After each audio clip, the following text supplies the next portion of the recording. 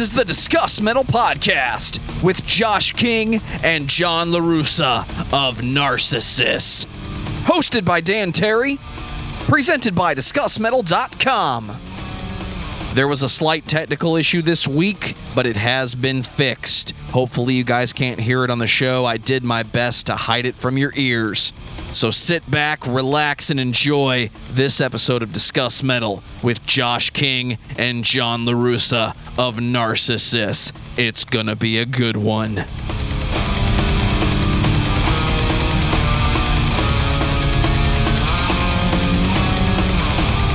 What is up, everybody? Welcome to another episode of the Discuss Metal Podcast. My name is Dan. I will be your host for this evening, or any evening that you choose to listen to this podcast.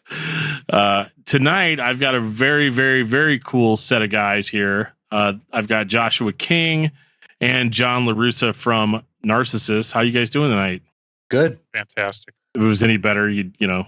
Oh, I see. I already screwed that joke up. I was going to do the Christmas vacation. If I was any better, I'd wake up with my head sewn to the carpet. Still work. So this interview is kind of special because so Josh and I sat down and did an interview. What was it, back in like March or April or something like that? April, yeah. And we were talking just about like the regular stuff, like, you know, all of your 18 billion old bands that you were in, and talking about the scene back in the day. And I don't know, I might still throw that episode up on the Patreon or something, or as like a weird part one or something.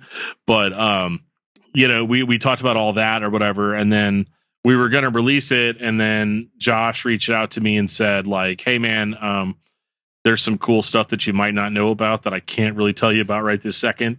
So we'll have to come back and do this. So tonight we're joined by John as well. So I think it's going to be a lot of fun. Yeah, me too. Yeah. Me too. You got to keep my self-esteem up. I think it's gonna be great. I think it's going to be like probably the best podcast ever recorded to tape. And you're handsome. Oh, thank you. I appreciate that. I actually got all of my hairs cut. People were asking me if I got a haircut, and I was like, yeah, I actually got all of them cut down to a certain length. So here we are. So dad jokes aside, I'm going to start with John and ask you where you grew up and what got you into music. Well, I grew up around Cleveland, so my family lived in Little Italy briefly, and then moved just about 20 minutes, I would say, outside the city. So grew up around there. Those are my stomping grounds. I lived in Canton for a while. Went to college down there. But yeah, pretty much. And honestly, just music has been. My dad played music. When he was younger, he was like a session player. So he played organ and piano for, he had his own band. They were signed briefly, did a little bit of touring, but he also played session work for like B.B. King and all kinds of, Supremes, all kinds of artists way back in the day. So I think like just, hearing him play when I was little, kind of gave me a spark. And then a lot of my family, I'm the youngest of a lot of people. A lot of my cousins are older. I'm the youngest of all my siblings, and it was just kind of a musical family. Some of my cousins were in metal bands and stuff like that, and I would watch them play. My oldest brother, he was super into the punk scene and stuff like that in the 70s, 80s and stuff like that. So I kind of, got some influence there. I really got into a lot of the punk stuff, Bad Brains, Circle Jerks, Sex Pistols, all that kind of stuff, Black Flag. He even did some road crewing for the Sex Pistols at one point, but I don't know, it's just a very musical family. So that was like really what sparked my interest. And then it was kind of cool because I had my dad's side of it that was into like Billy Joel and the Doobie Brothers and stuff like that, and jazz and stuff that really kind of, I think, gave me a lot of wanting to feel the music. And then I had this whole other side of aggression, that really, I don't know, it just was like a huge mixture on both sides, and I don't know, just kind of snowballed from there. So I got into music very young. It was weird because there was a brief time where I feel like it was around me so much that I didn't really care, and I just wanted to read comic books. Sure. But, I didn't even really pick up a guitar till I was like 17. But yeah, I'd say just I did that all around me. But big punk scene. Then my friends were all into it, and really got into all that kind of stuff, thrash metal, all that kind of stuff. The good stuff. Yeah. Yeah. Josh, what about you? I am originally from the state of Michigan, around Ann Arbor. I'm in Ypsilanti, and we moved to Illinois for a while. I've moved all over in the Midwest, Iowa for a little bit, and then we finally settled in Ohio, like 90, 91, something like that. So, yeah, I'm just kind of a little bit from all over the place. Mostly Ohio, though. I've been here for a long time. My mom and dad are both pretty musically inclined. My mom was a flautist, yeah, in college, and was also I want to say she was a voice major. So there was always a lot of singing and a lot of like listening to classical vinyl, a lot of like Henry Mancini and James Galway. James Galway is a famous flautist.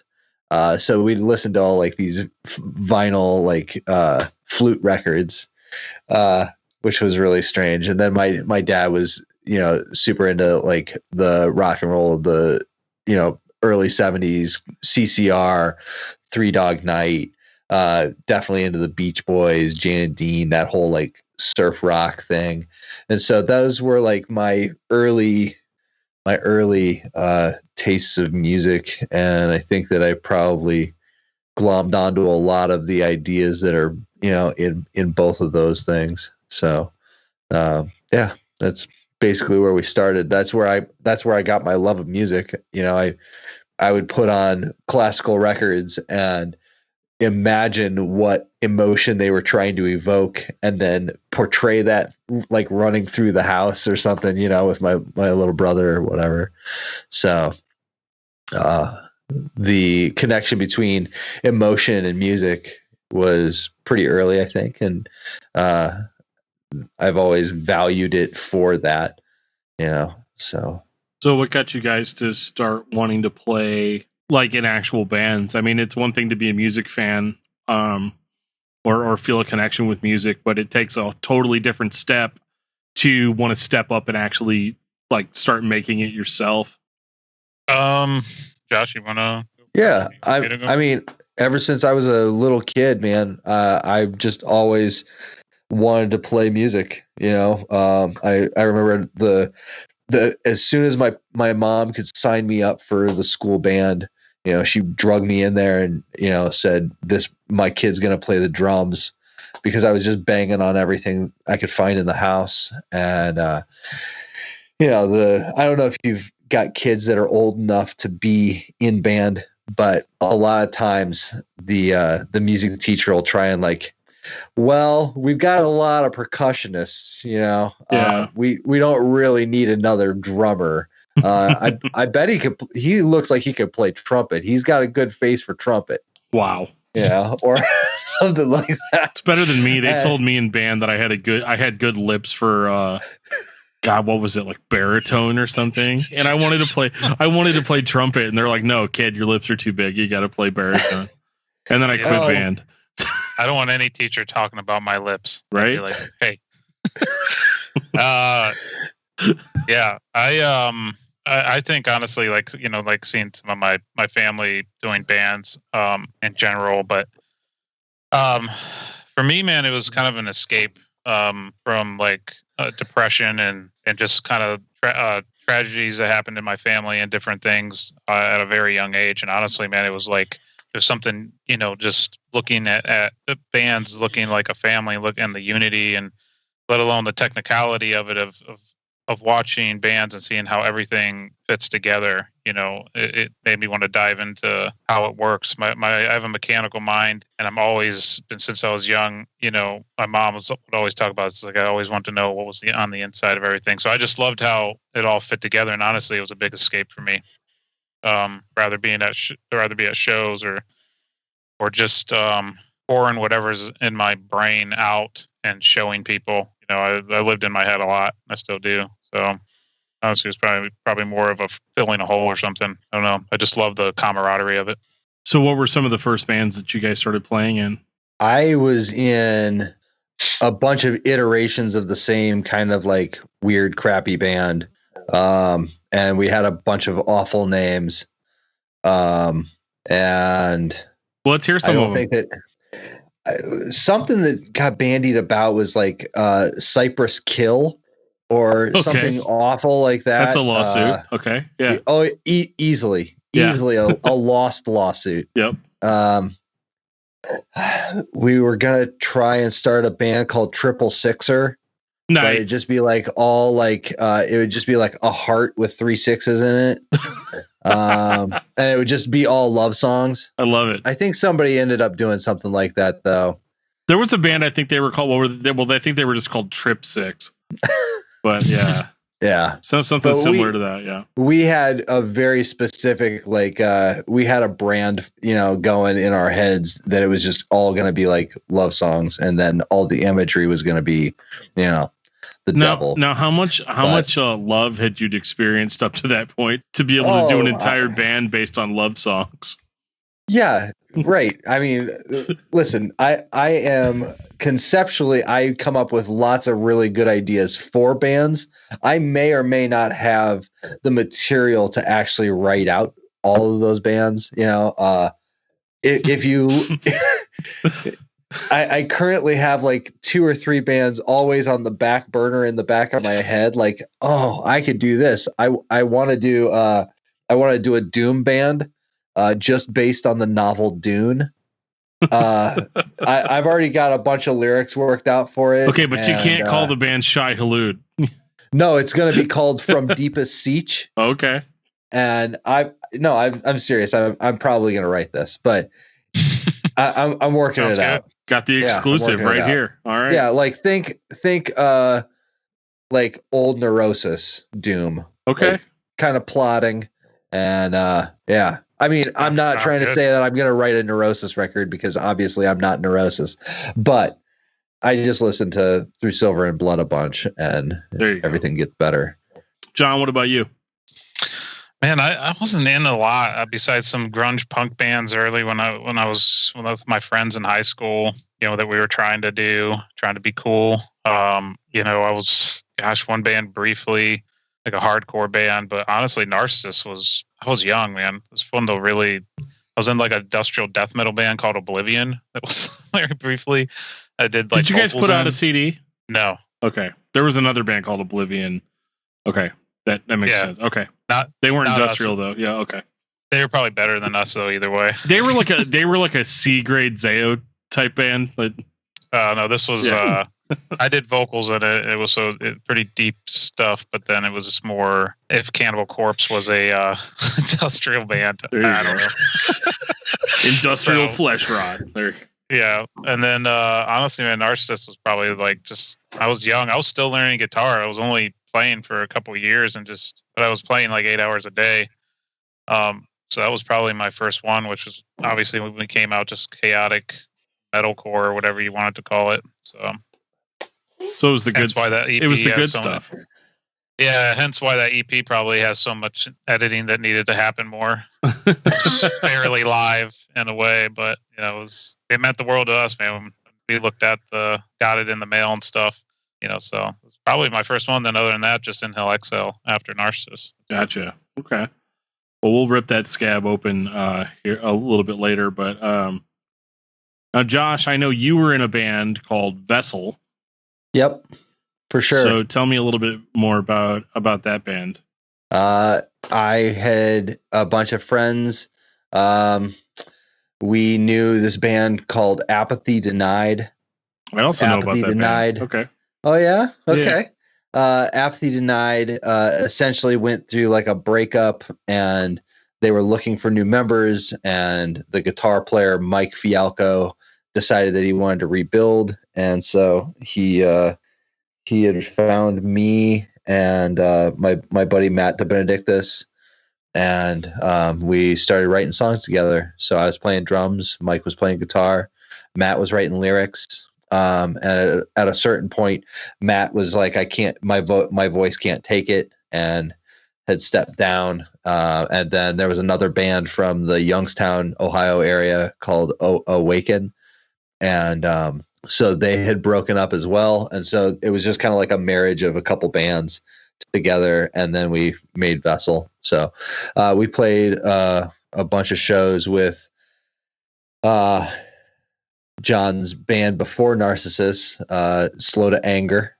Oh yeah. Yeah, we played a skate park that I remember because I fell off the top of the half pipe. The drums were set up on the top of the half pipe, and I stood up from my drum stool and fell off the back of the half pipe. I remember that. Was that Chango World? Yes, Chango World. Place was legit.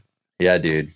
Definitely sounds like a real place. Yeah. Played a bunch of shows with John Pope's old band, Divine Division. Division. Okay. Yep. So that was a thing. Yeah. So. Well, and Vessel did a little bit, right? You did. You guys did a split with Outcry, and you did a full length, right? Yeah.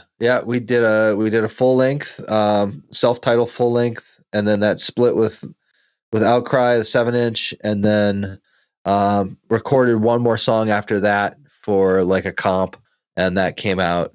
And then through that period of time, I had started like I had bought a guitar and I had started writing riffs and stuff. So I don't know how it really played out, but I wrote a bunch of the riffs on the full length, and I wrote quite a bit of that last song that we recorded. And then by that point, somewhere in Vessel played Narcissus' first show, which was at Peabody's Down Under in the flats in Cleveland, out in the backyard opening for Mortification. Oh my God. Yeah. What year was that? 98? 98, yeah, I think so. So Mortification was just starting to go downhill. Steve Rowe was on his recovery from cancer recovery, lymphoma. I believe he stayed seated while playing. Yeah, like on a stool. But there was a dude with fringe boots in that audience that I'll never forget those fringe boots. They were like knee-high guy wearing knee-high boots with like fringe. They were like moccasin boots. Oh my goodness. With fringe up at the kneecaps.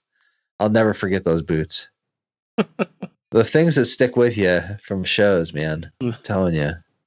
Oh, that's funny. Okay. So, and then did Vessel continue after you left the band, or? Oh yeah. My buddy Alan started playing drums for them, and they kept playing for a couple more years after I left.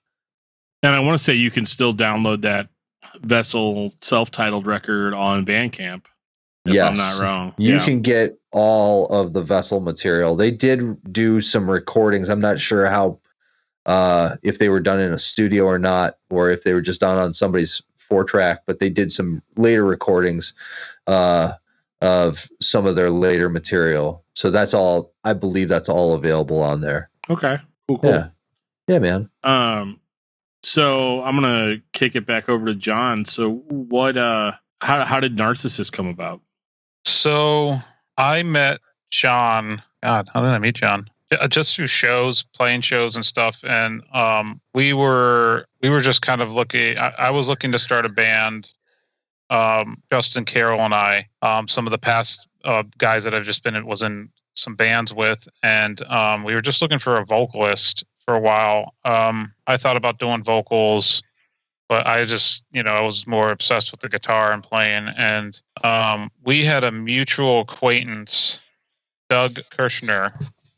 He just did shows. He's like a promoter and stuff. And he was working with Divine Division on some things. And basically, I just met John through him. And honestly, playing shows, we played like one of my bands played a show with him and Zayo and Training for Utopia at the Euclid Tavern. And I just kind of talked to him there briefly. And then we just ended up talking on the phone after that. And was pretty straightforward, kind of throwing around ideas and everything. I used to record demos out of a freaking boombox, just hit and play and record and writing riffs and having Derek play the drums, and we would just sit and just write stuff and sent it to John, and he was pretty on board pretty quick. Like I feel like we meshed like really well. There wasn't any like time period of months even, and once he was basically like, yeah, I got some lyrics, I got some stuff, he kind of was like, okay, I got my boombox, whatever. Like he come up to the practice space and let's go become rock stars. Yeah, I don't know what microphone was in that thing. I mean, obviously, I wanted to move towards something more professional later, but we used that stupid boombox for a while. I don't know what microphone was in that, but it was an amazing room mic. It picked up everything. And he came and he just kind of set it in the middle and played the songs, and we listened back, and it's just what we wanted to do. It was just chaotic and aggressive, and voice was had a lot of emotion in it and everything, and we just went with it. Tried to come up with a name. I think we literally was looking at a dictionary or encyclopedia or something, and then we came across the kid that fell in love with himself, and it was like and it also was like daffodil in Hebrew or something like that. I don't even remember. We were running our fingers down the line, and John was, I remember sitting there and just being like, hey, how about we call it Narcissus? We're like, yeah, sure, that sounds cool. Didn't really care. We were in the mentality of, like Korn, name doesn't make a band, and then we just got our first show. So what you're telling me is you went through a dictionary and you guys gave up around N. Pretty much. Yeah. Okay. Yeah. Yeah. We did. I will say this: we did want it to be one word. Okay. That was like the only. I remember that briefly. I mean, like I said, it's been like over 20 years, but that was something that we talked about. We were like, it'd be cool if it was just one word, and I was like real stickler on one word. I think like Testament, Exodus, like in my brain from young, and just these single words, Pantera or something like that. I don't know, integrity. There's just like these one words, so it just stuck with us. And we were like, cool. So how long was it until you wrote enough material, played enough shows to where you ended up dropping a record called New Wave Techno Homicide? Oh, goodness. Well, I was always writing. I had, lots of like different recordings and everything. Not long. I mean, I think we wanted to get going pretty quick, and there was a nice little buzz about us. I mean, we played everywhere, clubs, house shows. But we played a show with the Juliana Theory, and Brett actually, their singer, Brett Detter, was actually someone that got our EP in the hands for Chad. Okay. So I'm not saying that he got assigned, but he was kind of, I think, an intricate part from what I remember.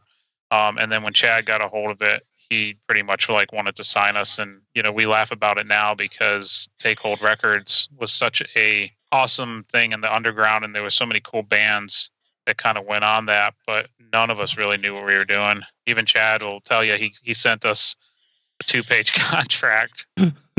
And honestly, like anything that he supported us with was because he was just a good guy. Like us and Under Oath, Further Seems Forever did some stuff on there for him.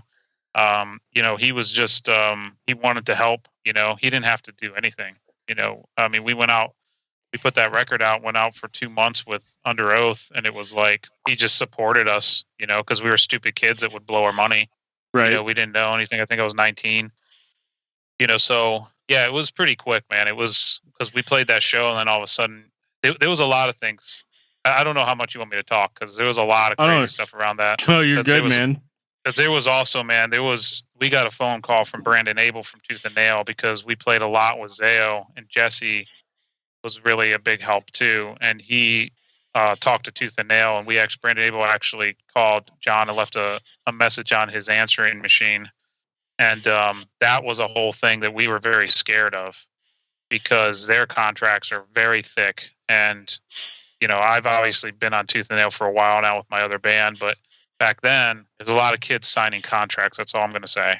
Yeah. Not going into too much detail. No, I've heard all the horror stories. We're nice enough not to publish them on the podcast, but yeah, it's, I've heard things, and that's super rough. But I mean, Take Hold is like the best first label that you could be on.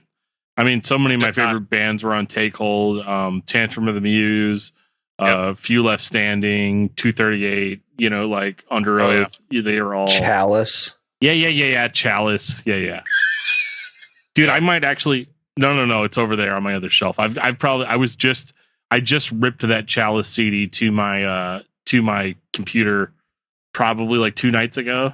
Yeah. I was like redigitizing my collection, making a loss list because those records are so well recorded. I have to rip them at the highest quality possible so that I can hear all of that feedback loop. Yeah. No, that's cool. So Josh, how did you end up getting hooked up with Narcissus?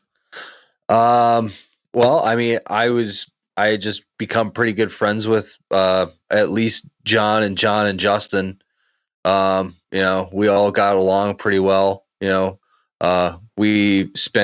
I know we hung out outside of like band time. I remember going and hanging out at the mall and going to get comics and sitting around and reading comics together. Like, I think comics was a central thread amongst all of our friendship.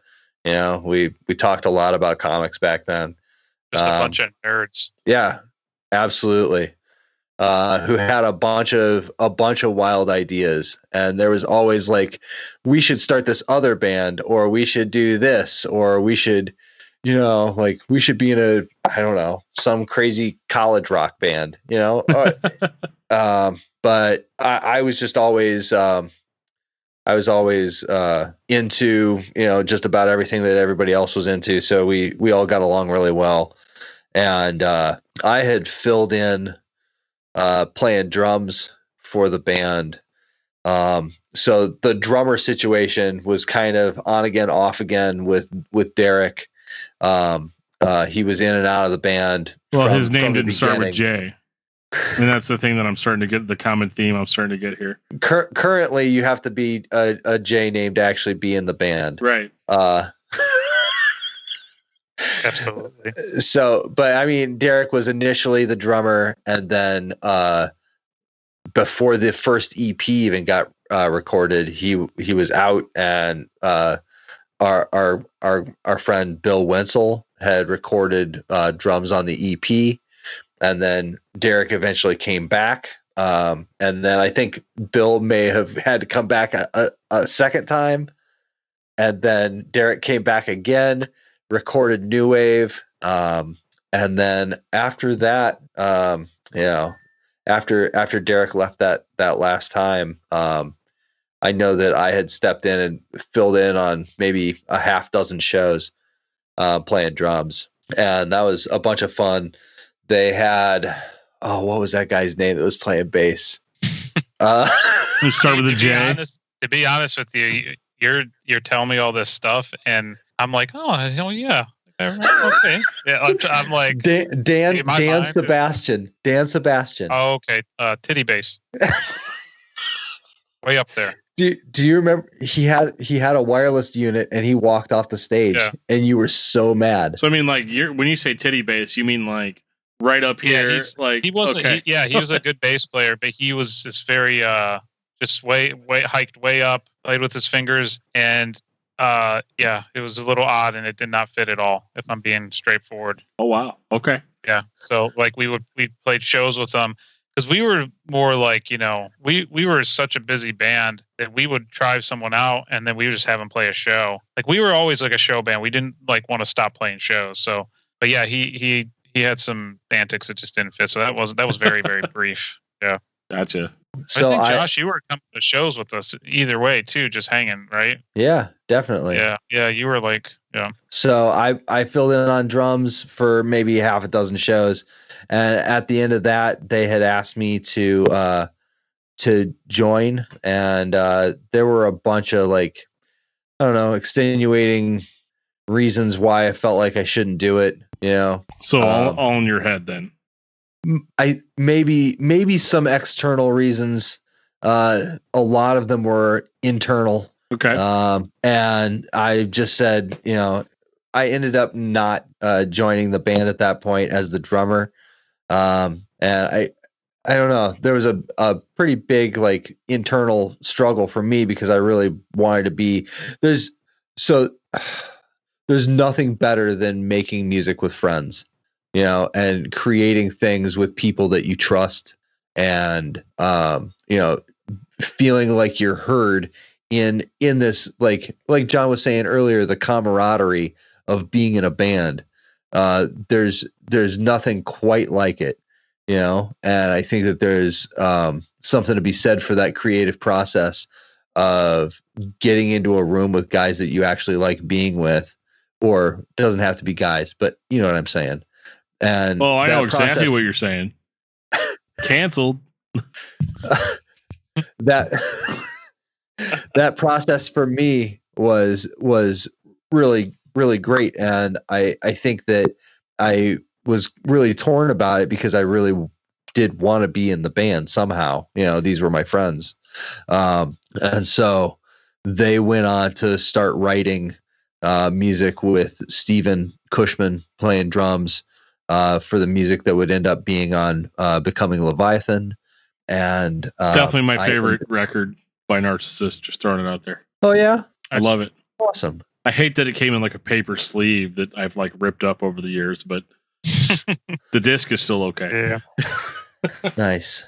So at about the point where all of that music was getting finalized, I don't know, I came back from spring break, had just broken up with my girlfriend at the time, and called John Pope and was like, "Hey, dude, you want to hang?" And he's like, "Funny you should call. We just kicked Dan Sebastian out of the band as the bass player.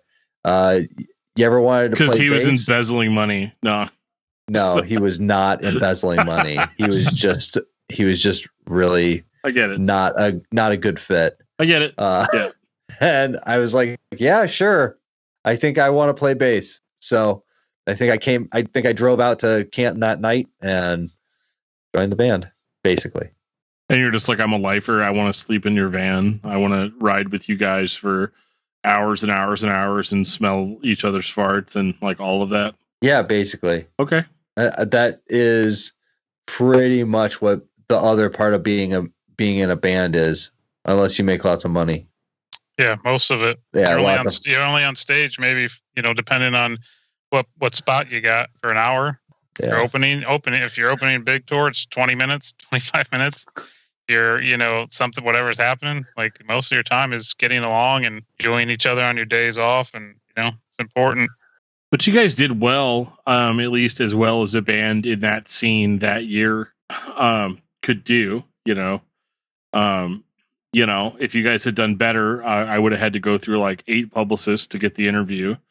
But one of the things that I thought was really interesting, so you've got new wave techno Homicide, which was Take Hold, and then Becoming Leviathan, I believe that was also Take Hold. Yep. But then, you guys moved on and ended up striking a deal with Century Media. And I remember being super shocked whenever I bought I don't think I bought it, but there were like all these samplers out there of like all these new bands that were cut. Like there was one for like Trustkill and one for Solid State and one for like Ferret and there was one for Century Media. And there was the Narcissus song on the Century Media one. So how does a band go from, because I hear it all the time, like, this is how we went from Take Hold to Tooth and Nail, or this is how we went from Take Hold to whatever label, Victory or whatever label. But you guys made the jump from Take Hold to Century Media. So like, how does that work? How did that come about? Man, dude, that was honestly, and without going into a lot, that I think that was part of what became a little bit of a heavy weight on the band. We were in negotiations for quite a while because Chad sold Take Hold to Tooth and Nail. Right. So there was a whole lot of issues with that because they actually released a song of ours on Tooth and Nail, and we didn't even sign anything. That was a whole thing that we had to like talk to Chad and Brandon about at the time. Like, hey man, we're not sure what we're gonna do. And we talked to a lot. Our manager at the time, JJ, manager, he did a lot of solid bands in the scene and everything. Jamie, he set up a lot of stuff for us, but we played for Island Records at CBGB's in New York. Oh wow. We talked to Victory. There was a lot of talks, and I'm not saying that we were some type of hot item or anything stupid like that, but there was a lot of, I think we could have went with a lot of different avenues and really pushed. But it was really stressful, and it was really stressful. That lasted over a year, and a year of that and a year of band life is like 5 years, right? Of normalcy. So I think that was the beginning of some of the stress that kind of started weighing, because we finally got this deal. We went to LA, hung out with Steve Joe. He still does great A&R for Century Media. He got out of it for a little bit, but I talked to him not terribly long ago, might have been a little while ago, but he's still, he's cooking now. He got out of it for a little bit, but he was just such a genuine guy, and he really loved the music. And we went to the offices of Nuclear Blast and Century, and we just liked the vibe. We liked what they were about. Obviously, we grew up listening to In Flames and different bands and stuff like that. But it was a long time. And then Tooth and Nail, there was a huge discussion because Chad really wanted us to go on to there, and maybe we should have. I don't know. I do think Tooth and Nail would have supported us pretty good. There's can be a lot of woulda shouldas, but it was a long process, and I think we were starting to get burnt out. But we played so much that I think that we just had a lot of options, and Jamie definitely had some hookups too. And basically, we just signed. They said, we're going to re-release the Become a Leviathan, going to call it self-titled, add 3 songs, because that first release was just Become a Leviathan with an extra 3 tracks. Right. And then we spent the long haul on, recording Brave and Collapse, which took a while, picking a producer. And, we had those songs for a long time. And kind of how it happened in a nutshell, I guess, or not in a nutshell. It was a long process. Yeah, I think what was interesting to me whenever I heard, I don't remember what song it was that was on the sampler, but I remember thinking like, wow, Narcissus has found kind of this middle ground between being like still a heavy band, like still based in like hardcore and metal, but also like has found this sense of melody that was kind of on Becoming the Leviathan, but like it was a lot different. It was the different sound that I was expecting, and as an adult, it's different in like a good way. As a young hardcore fan, I was like more screaming, but like, you know how it goes. But so like, so you said you guys had those songs for a while. So was that always kind of the direction that you wanted to put the band or bring the band in, like just to be a little bit more melodic, have kind of more of a sense of songwriting?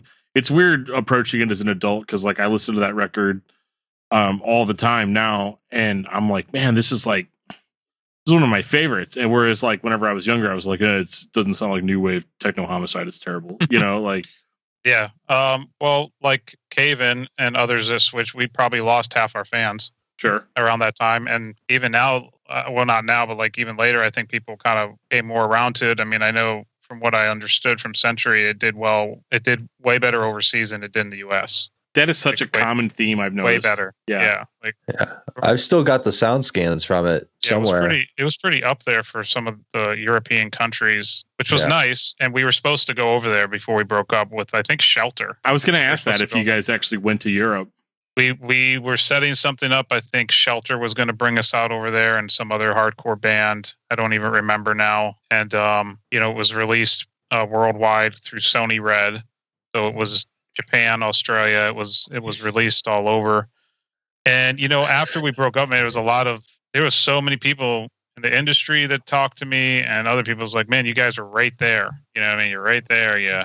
If you supported that record, and Century was super upset about it. They really loved the record. I think we wanted to be as progressive and different as we were. We didn't want to sound like anybody. I mean, we didn't want to sound like anybody. I mean, we even recorded it without any computers. It's all to 2-inch tape. Yeah.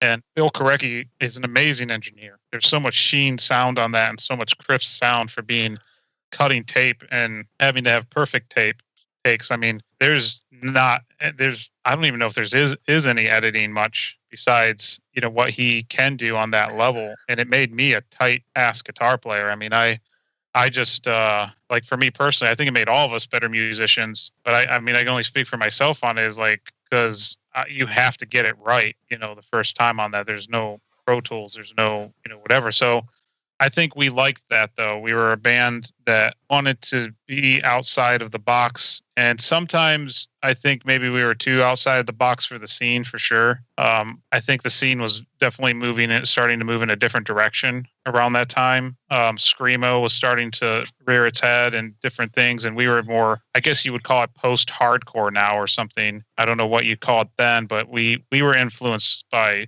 Tool and all kinds of stuff, So I think our plan was always to kind of be that way, So we were going, I mean, even I'm thinking back on new material after that we like started to work on. And I think it was maybe a little bit even more heavier, because there's still some pretty melodic, proggy stuff on that record. But I think it was the intention. Well, I'm gonna shift this next question over to Josh, because it's one of my more difficult questions. So I want to like make him really work for it. So with being on Takehold and being on, being kind of birthed from that like Christian hardcore scene, what was the transition like from being kind of in that scene to kind of going into a more general market scene, like worldwide? I don't know if there was any transition at all. Okay. We've always been, the lyrics have always been very personal for John, I think. And I'm not even sure I understand all of them still, looking back on them. You know what I mean? Yeah. And so I think that there was, just like any good art, you can take from it and maybe see something different, right? And so I think that, especially like on that last on Craven Collapse, I don't know that you would say that it was terribly overtly had any religious overtones realistically. Sure. And so I think it wasn't terribly difficult to make that transition at all. And I don't feel like we ever really had any, we had tons of detractors, you know what I mean? Like, sure. But it was never about lyrical content or who was in the band and who wasn't in the band. It was always, oh, Narcissus, they suck, or we love them. It was always like guys that were, Lamb Goat for some reason really liked us around Becoming Leviathan, and then you'd expect hope their van flips, you know what I mean? Like, those were the comments. So right. And there were definitely, I know that there were songs about that, because I know that was hard to like, that was hard to get over a little bit, is like people that don't know you that just kind of hate you. Right. So, well, that's why I kind of made the question the way I did, because I feel like Narcissus was born kind of in that Christian hardcore scene, but like you guys weren't like, it wasn't like Focused or Strong Arm or something. You know what I mean? It wasn't like, this never was. Yeah, this in your face, like, we're gonna do an altar call on stage and tell everybody that we're like, what we're about or whatever. Like, because I consider Narcissus kind of a what I would call like a second generation. Like, you guys all kind of came from that scene, but it wasn't like I don't even know how to describe it, but it wasn't like some kind of weird, like, we're trying to push something on somebody or, make some sort of like world altering statement or something like that. There's definitely those overtones on New Wave Techno Homicide. There's a bunch of that.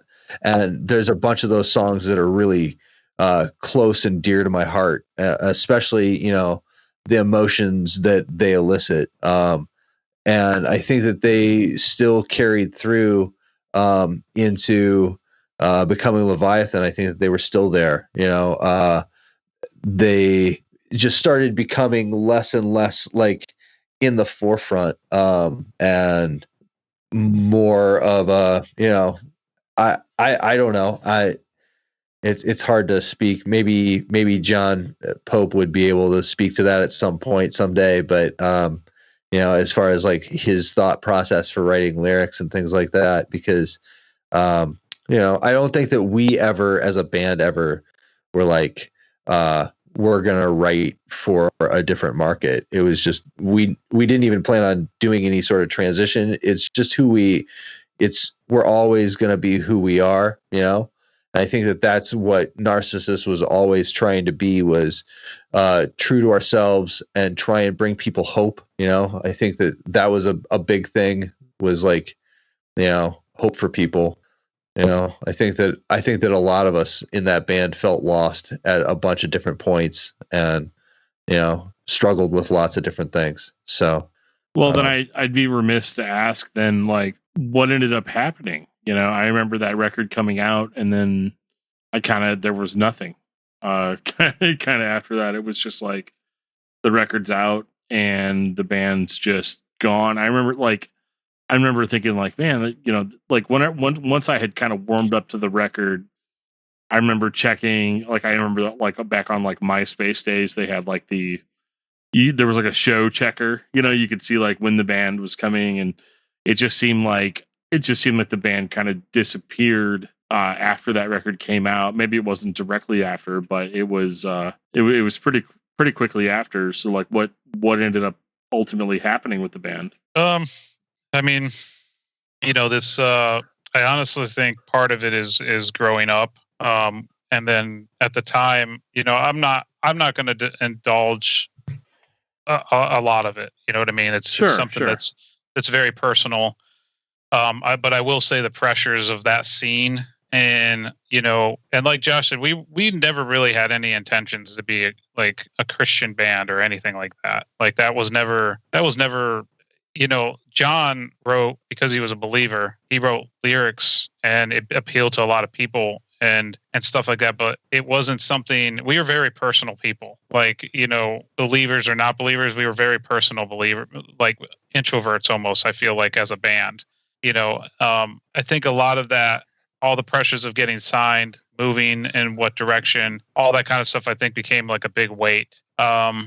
And like I said, there's things that happened that is very personal and very, certain incidences that it just has to stay between the band. And we lost members. Josh chose to move on at one point too. And I got to a point where we were meeting and seeing what direction we were going to do to be able to support. We had a bass player, Justin Carroll, was coming back. And personally, I didn't feel that I was in the right place personally. And I think it was one of the reason it was so abrupt is because it honestly just fell apart. We got back from Warped Tour, which was cool. We did what, Josh, 3 weeks or something? Yeah, 2.5? 3 weeks. That tour was awful. Any band will tell you, you do Warped Tour in a van, it's hard. That's all I'll say about it. It's just hard because you're still getting in at the same load-ins, 9:00 in the morning, and and it's whatever. But basically, we drove home. We had a little time off for a while. We played some spot dates, and I don't know. I just think that all of us personally moved in different directions. That's kind of all I'll say about it. And I think honestly, I can sit here and say, John and I, weren't getting along, or I can say, we weren't seeing eye to eye and all those kind of stuff. But I think both of us were just kind of burnt out.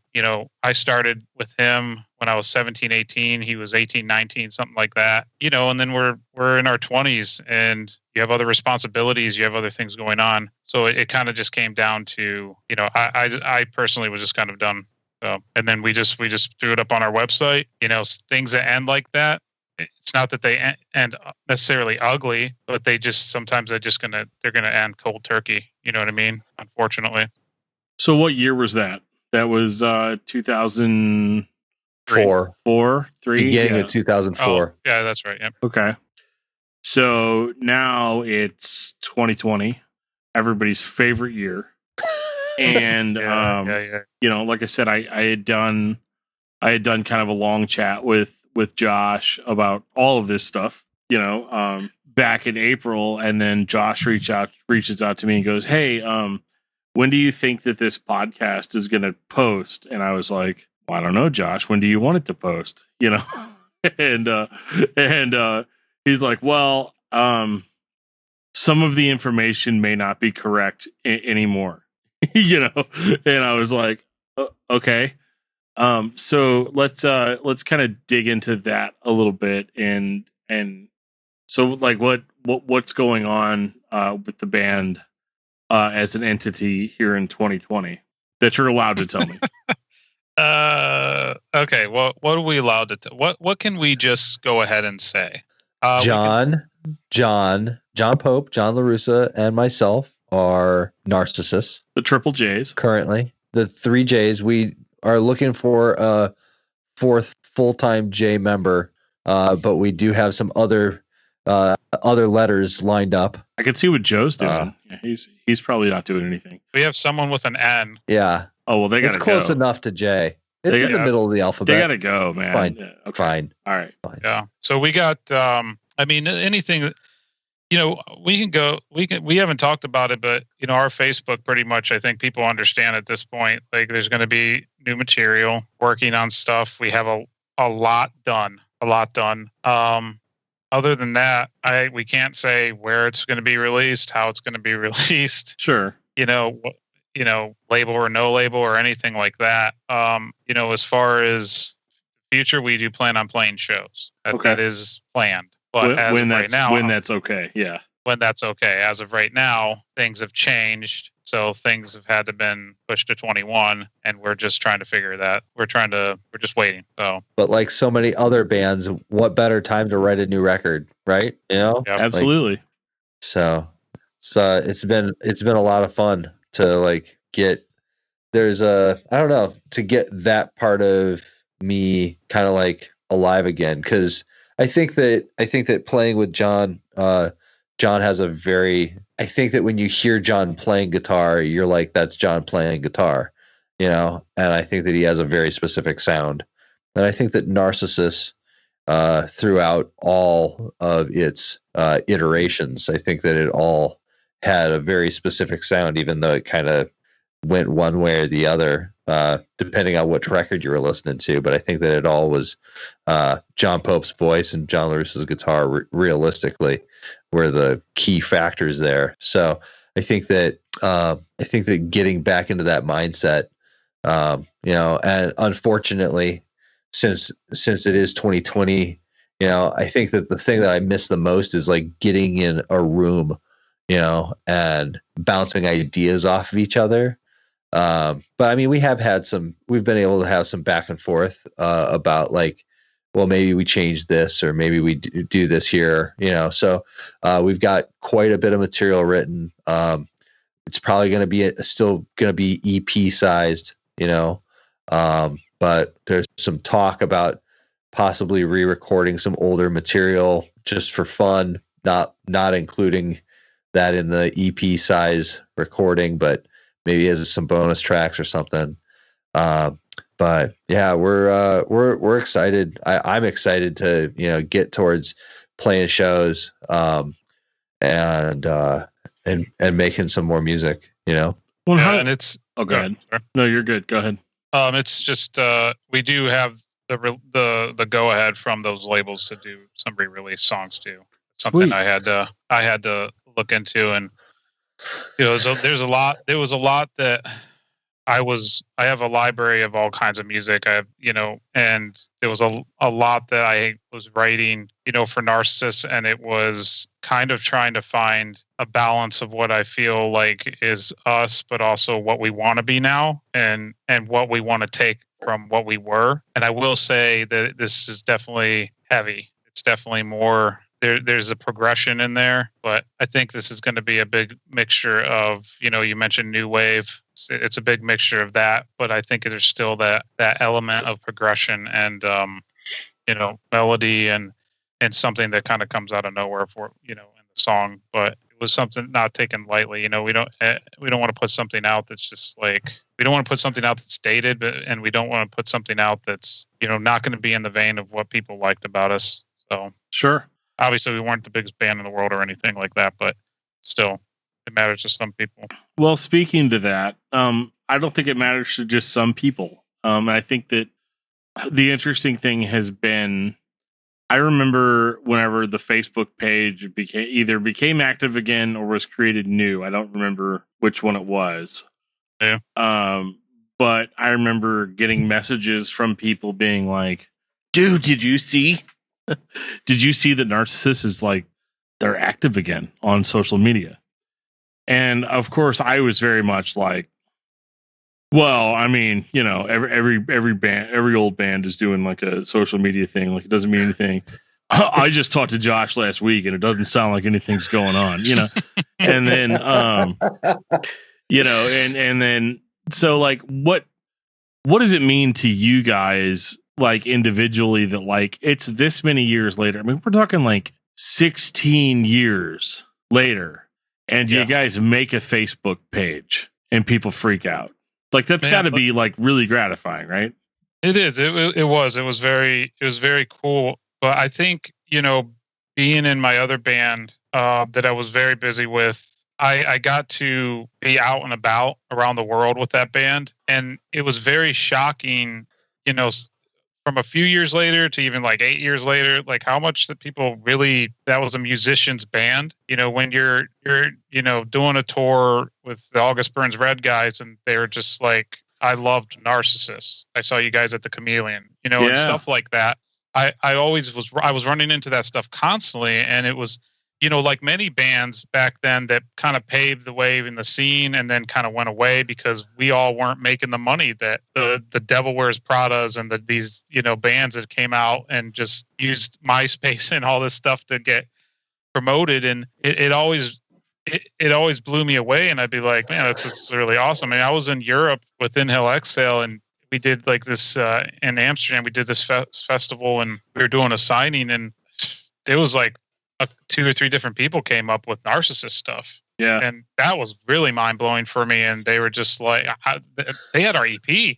Yeah. Like, I was like, how the hell did you get this? Like, I think I got on eBay or something, and I was like, man, okay. And I was like, sign this, and it's, I'm always grateful, because to us, it was like a long time ago. And, I would be asked in interviews, hey, what's the chance of a Narcissus reunion? And I would just be like, surprised at the question. And I would even say in the question, I don't know, maybe do people want us to do it? Do people care still? That's always a fear of a band, getting back together, is if anybody gonna care what we're doing and all that kind of stuff. And I think honestly, like between, Josh and John and I, this was a weird endeavor where John and I decided out of the blue just to get together. And we didn't talk for a long time, and we had just such a great conversation, and some other things happened that kind of sparked all this. But I think all 3 of us don't really care what happens. That's kind of the beauty right now. Like, we don't really care if, like, we care because if it brings joy to people, obviously, and we're really happy if people are stoked about it. But we're in definitely a position where if we like the material, that's what we're putting out, and we're not going into with desperation or anything like that. But it always surprises me. That was a mouthful, but it always surprises me, even through the years of touring, because I was on the road constantly, and I would just run into people in California and different things, and I just be like, oh man, I was like, I was in that band, yes, answer the questions and stuff, and sure, so it's definitely cool, man. Always nice. Josh, what about you? What was the question? How do you feel that people like you in 2020? I think people like me good. No. I'm gonna echo what John said. I mean, like, I am super pleased if that people care. But I definitely hope that we bring, whatever we end up releasing, I hope people enjoy it. But at the end of the day, oh man, that's super cliche. At the end of the day, anyway, I was about to say the bottom line. Oh boy. You were gonna win. We're going down the podcasting cliche in rabbit one hole. sentence. Yeah, dude. Okay, so what really matters? What really matters is that we decided that we wanted to do this again together, you know, and I think that we have history together, and somehow through, you know, the last forever, we still like each other and decided that this would be fun, you know, and it's been so much fun. You know, I've been pumped. I went out and bought a new bass, super stoked on it. You know, it's another layer of, you know, another layer of music to add to, you know, who I am, I suppose. And so, like, if people care about it, that's awesome. But at the core of it is, I think that we really wanted to do this because we didn't need to put out a record, you know, or make any recordings. We could have just gotten back together and done some reunion shows and been like, hey guys, what do you want to hear? Well, we promise we'll play it, you know, and not really done anything other than ask people what they want and then give them what they want, you know? And we might still do that. We might still be like, guys, what do you want to hear? Because we don't know. And we've got a pretty weird collection of music. You know what I mean? Like, we've got a few records that none of them sound the same. And so I think that at this point we're willing to say we'll play whatever you guys want to hear, and we're just gonna have fun. I'm 41. I think John, you're turning 41 here in December, right? Whoa! We don't talk about our age. Oh boy, You got too personal. Yeah. I'm the big 4-0 right now. Yep. Yeah.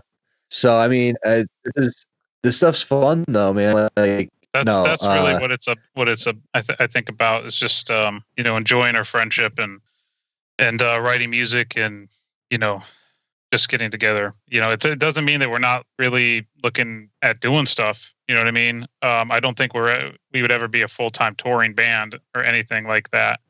You know, outside of festivals, little runs and stuff like that. But I think it's just something that it just felt right and we feel good about it. And, you know, just rekindling things because, you know, honest truth. And I don't think John Pope would be like upset listening to me say this is, like I said, we were burnt out and we didn't really talk to each other much. And it wasn't that we hated each other or anything like that. You know, it was something that is such an embedded thing in the scene and in the youth in the late 90s, early 2000s that, it's not that bands aren't passionate now or something stupid like that. It's just when you're so desperate in something that's not mainstream and you're working your way up and stuff, you know, it's the harder you try to build something when it crumbles, you know, the more you're going to feel like you want to distance yourself, you know, and not to say we haven't talked over the years or something like that, but I think more or less, you know, the random text I sent to John and us getting together,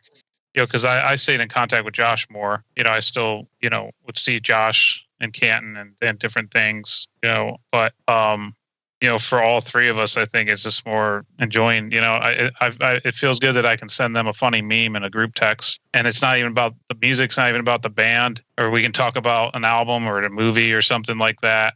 You know, and it's not just about that because I think that's, you know, if I can talk about one mistake is taking things a little too serious back in the day, which I think a lot of bands, you know, that start in something and they don't really plan on it necessarily doing something. We never planned on it doing anything, you know, then it does. And you're just stuck with all these like hard decisions, you know, and it's not that we're not adults now and we have things to discuss about the album and PR to discuss about the album and things like that. That's something that we have to cross as a band and talk about, you know, but you know, I feel like in general, it's, something that we're just ready to enjoy just hanging with each other and putting out something cool, you know, putting out something that we really do believe that people are going to like it. You know what I mean? We do have that in mind because we were always a band that we did care about our fans. We did care about the people that liked our music and stuff, you know? Well, that's outrageously exciting. As a fan, you know, just kind of knowing that, like, you know, there's going to be something on the horizon.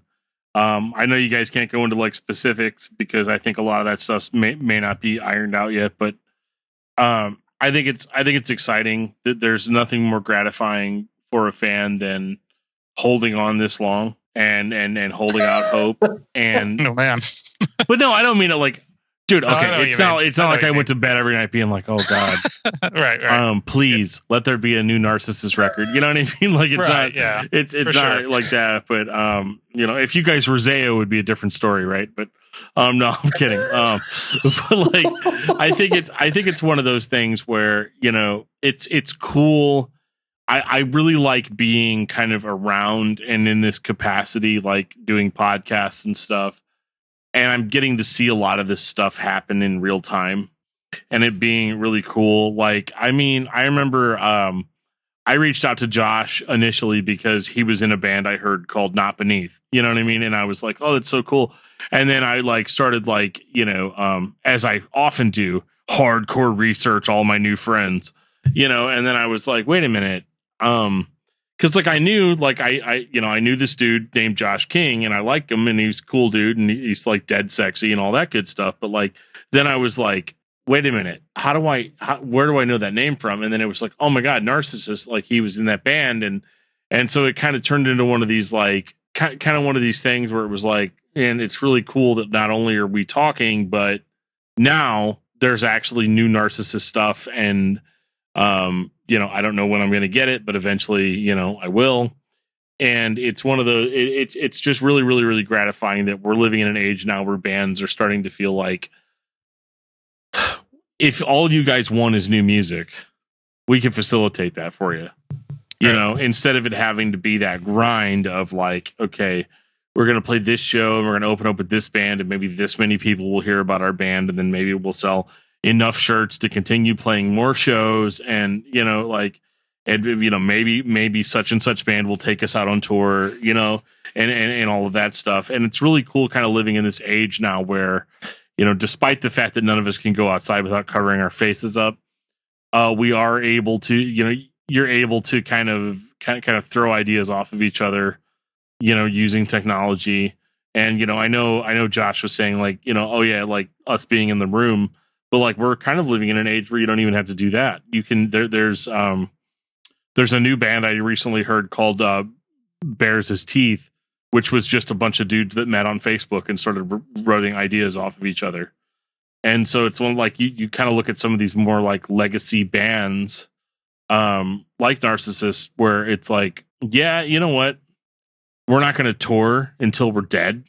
You know, we're not going to burn ourselves out. We're not going to make each other hate. We're not going to make ourselves hate each other, you know, and we're not going to get sick of each other, but we can absolutely just sit down and write some new tunes. And I think that's super cool. And it's a lot of fun to kind of see all that stuff play out in real time. I know that wasn't really a question, but you know, it's No, that's cool, man. That means a lot. Like, yes. for sure. Yes. The answer is yes. Yeah. By the way, I'm super jealous that you actually were able to snag a copy of Where Blood and Fire on vinyl. I got that and Splinter Shards. Yeah, and 2 shirts. Okay, so just to derail this, I got the Where Blood and Fire shirt, but Splinter Shards, to me, I've always liked All Else Failed better. I thought that the production on Splinter Shards was, I didn't like the production. I didn't like the way that it was mixed. It was really doofy. Yeah. Guitar tones were anyway. Yeah, super jealous. I got froze out of all of those merch stores at 2:00 last week, and yeah, hurt a little bit. Can I tell it kind of a sappy story real quick if you guys have time? Yes. Okay. So I did not buy either one of those releases, nor did I could I have afforded them had I wanted to. So about a week and a half ago, my wife calls me while I'm at work and she's like, I don't feel safe driving our car. Oh man. And I was like, what are you talking about? And she's like, I don't feel safe driving the car. And then I got super mad because she's like, every time I hit the brakes, it sounds like gunshots are firing. And I was like, okay, that's pretty vague, but all right. What do you want me to do about it? Like, come down there and carry the car home? Like, I don't know what I'm supposed to do. And well, it turned out that like the brakes were bad, so like we had to buy new brakes. And then so a good buddy of mine named Jake, who is basically like family to me at this point. I had no idea that dude went to school for like automotive stuff. And I had an aunt who also contributed like cash towards us doing that, like to buy new brakes and stuff. Cause like I was like, well, let me look at the old bank account. Okay, I got $4. What do we do? You know? And but I had actually had a bunch of money set aside for these Zayo reissues. I did a interview with Jeff Gretz of Zayo on this podcast, where he had divulged information to me that these reissues were coming, and then I needed to like start checking my piggy bank and all that stuff. And I was like, okay, cool. So I did that. I saved money. I saved $5 here and there, you know. This is like back in March, and we actually ended up having to cut it out of the podcast because Solid State said like, no, you can't talk about this on the podcast. So we were like, okay. So basically I had no money when these were announced. And my buddy Alex, who is a very dear friend of mine, is also happens to be my boss at this exact moment. He gave me a job working at his company.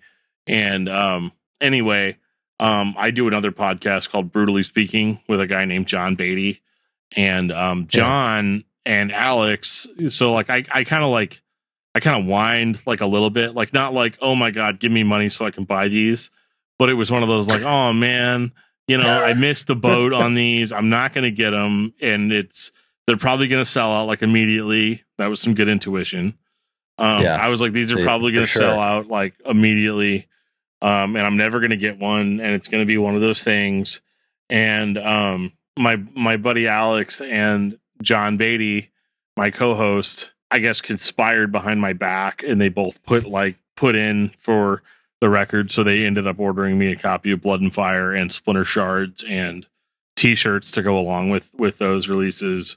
Those are good dudes. They really are. Like, those are good dudes. I know this podcast is about you guys, but like it was, those guys are like the real MVPs. Like as far as that stuff goes, I was absolutely 100% in shock about the entire thing because when these records went on sale, they went on sale at like 2:00 Eastern, so 1:00 my time, and I think by like 1:03 they were all gone. Yeah, Zayo broke the internet last week. It was wild. The Merch Now website crashed. Yeah, because of all of the traffic, and so I just like, I mean, I'm sitting here waiting for my stuff to come, but I don't feel like I deserve any of it, and I definitely don't feel like I earned any of it.